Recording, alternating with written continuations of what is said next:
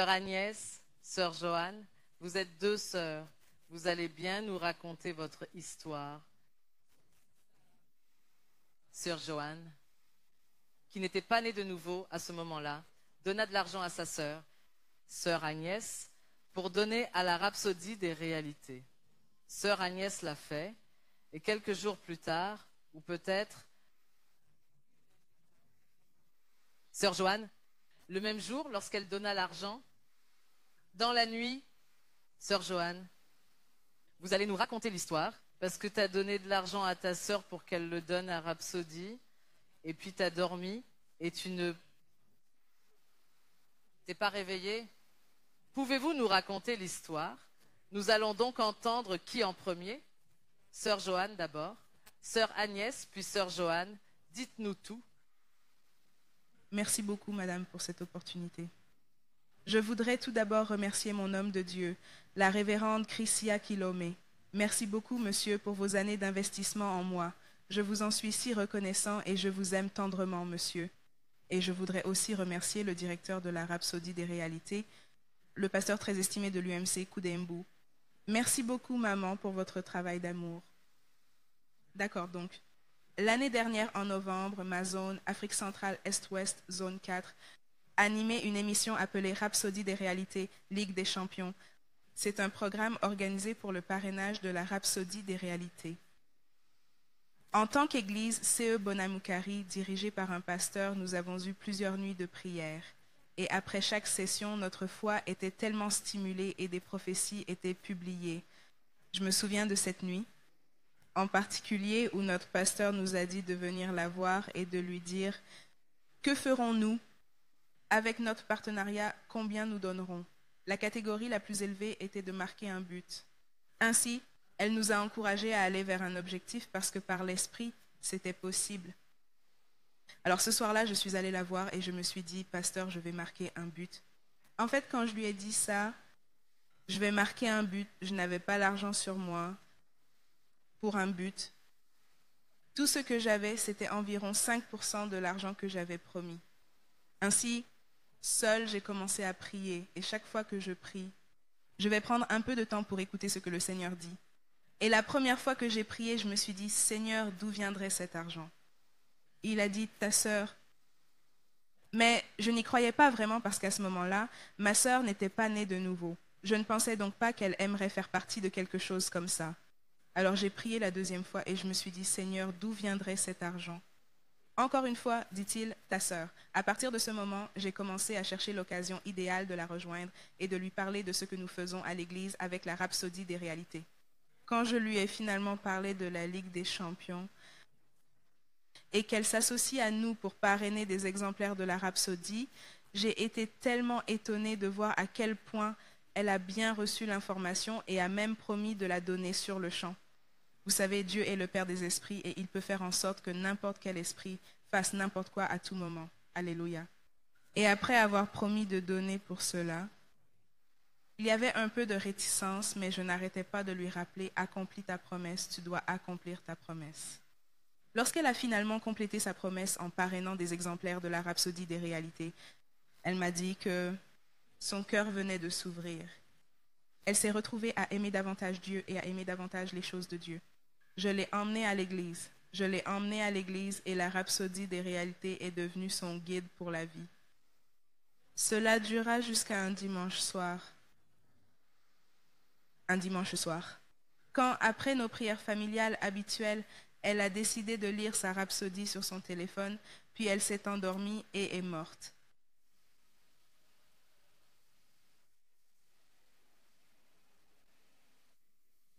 Merci beaucoup, Ma, pour cette opportunité.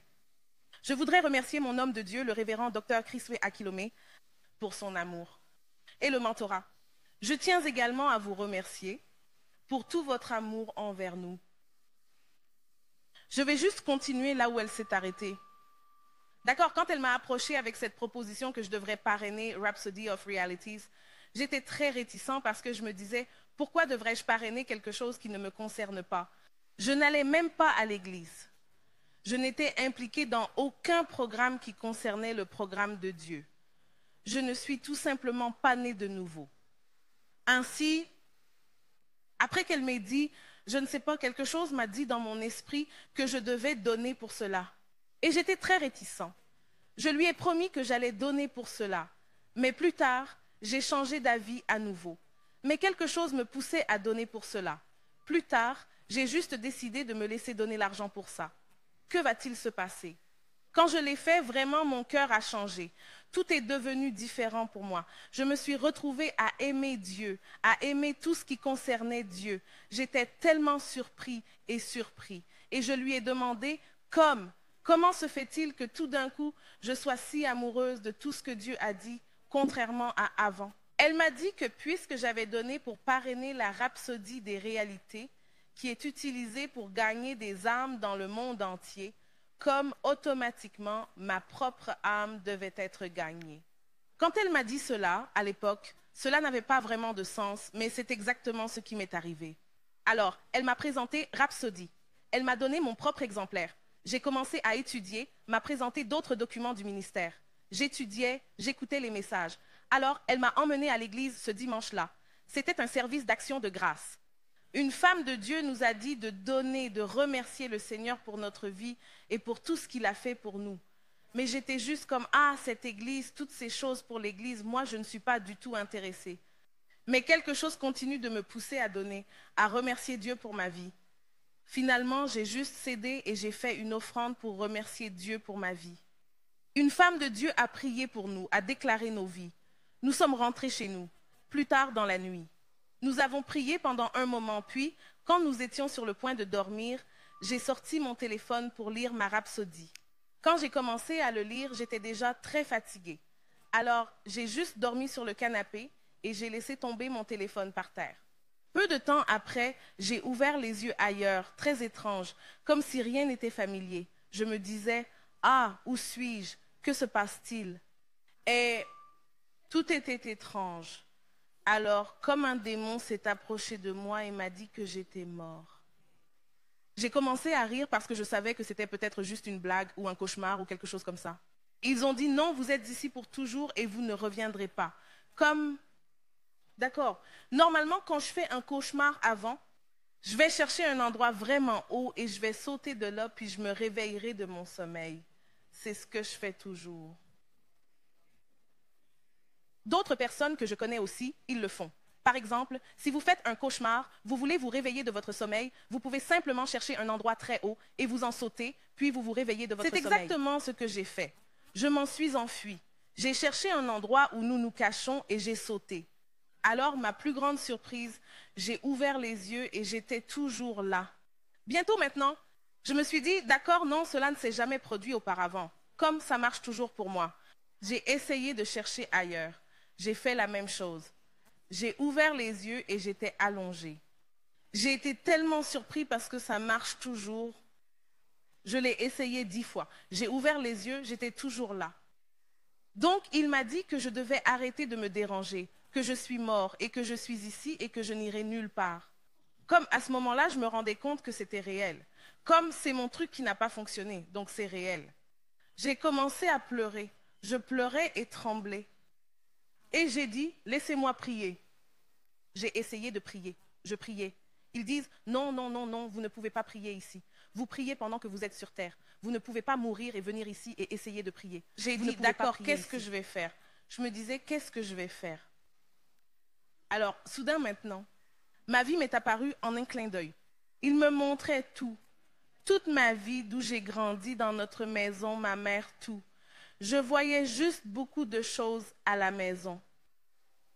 Mon Dieu, je pleurais, je tremblais. D'accord, ils ont tout flashé au point que j'ai dormi sur le canapé ce matin-là. Je me voyais, comment je dormais, comment je laissais tomber mon téléphone et mourais. Alors maintenant, j'avais toujours mal, je pleurais vraiment. Ils m'ont maintenant montré comment, ce matin-là, ma sœur s'était levée et elle essayait de me réveiller. Je n'ai pas répondu. Elle a commencé à pleurer, à crier, à appeler les gens, à appeler ma mère, les membres de ma famille, mes amis. Tout le monde venait chez moi. Je le voyais comme tout ce qui arrivait à ma maison ce matin-là. Les gens pleuraient et criaient et tout. Et je leur ai dit que, d'accord, s'il vous plaît, Il devrait me donner l'occasion de revenir quelques minutes et de dire à mes proches que c'est réel, comme il y a une vie après la mort. Je les ai vraiment suppliés, d'accord, parce que je n'y croyais pas. Alors maintenant que c'est réel, je veux juste que quelqu'un le sache. Ils m'ont dit que non, il y a beaucoup de gens sur Terre pour faire ça. Et qu'il y a beaucoup de gens sur Terre qui sont censés le faire. Je retourne faire cela ne fera aucune différence. Et je pleurais, je pleurais. Maintenant, quand c'est arrivé, quand les gens venaient à la maison, c'était comme si notre maison était juste devant moi. Alors le démon a tendu la main et a pris mon téléphone parce qu'il y avait une attraction de mon téléphone, a ramassé mon téléphone sur le sol et a essayé de jeter un coup d'œil à l'intérieur. Et une lumière brillante est sortie de mon téléphone et lui a brûlé le visage et les yeux. Et il a laissé tomber puis s'est détourné. J'ai été vraiment surpris parce que je savais que The Rhapsody of Reality est un livre très puissant. Mais je ne savais pas que vous aviez autant d'effets, même dans un téléphone. Et quand il l'a laissé tomber et s'est détourné, je pleurais encore. J'ai commencé à blâmer Dieu. Donc, moi que j'essaie d'être un peu sérieux avec toi ces derniers temps, tu vas juste me laisser mourir comme ça. Je blâmais Dieu. C'est ainsi que vous récompensez les gens qui essaient de venir à vous. Je ne suis pas encore vraiment parfait, mais j'essaie au moins. Tu devrais me récompenser. Comment tu viens de me tuer? Je blâmais Dieu de m'avoir tué. Par exemple, pourquoi me tuez-vous alors que j'essaie de m'impliquer dans votre programme? J'ai même sponsorisé Rhapsody, quelque chose qui ne me concerne pas. J'ai utilisé mon argent pour cela. Je voyais beaucoup de choses qui ne m'aidaient en aucune façon. Ils m'ont dit qu'il était temps de m'emmener en enfer. Et ils n'étaient pas comme ouvrir la bouche pour me parler. En les regardant, je comprenais tout ce qu'ils disaient. Alors quand il a dit cela, je ne voulais pas aller en enfer. Je ne veux pas mourir maintenant. Il me traînait en enfer. Je n'arrêtais pas de crier. J'ai dit, laissez-moi prier. Prier ne disparaîtra pas. Laissez-moi, rien n'allait. Il m'est venu à l'esprit, d'après ma connaissance de la rhapsodie des réalités, que le battement de cœur numéro 1 de Dieu est les âmes. C'est ce qu'il aime le plus dans ma lecture quotidienne de Rhapsody. D'accord, j'ai maintenant dit, d'accord, Dieu, s'il te plaît, désolé de te blâmer. Maintenant, je t'en supplie, s'il te plaît, renvoie-moi. Je continuerai à gagner des âmes. Je serai un gagnant d'âmes en série. Même avec mes ressources, renvoyez-moi. Je ne veux pas aller là où je vais. Envoyez-moi simplement, je vais le faire. Et immédiatement, j'ai dit que, pas une seconde plus tard, comme je viens de le dire, d'accord, s'il vous plaît, renvoyez-moi. Je serai un gagnant d'âme. Mon esprit est parti de là et est entré dans mon corps. Cette même seconde, je viens d'entrer dans mon corps et je viens de me réveiller. Je paniquais toujours et j'étais traumatisée. Mais c'est comme ça que je suis revenue et je suis revenue. Gloire au Seigneur.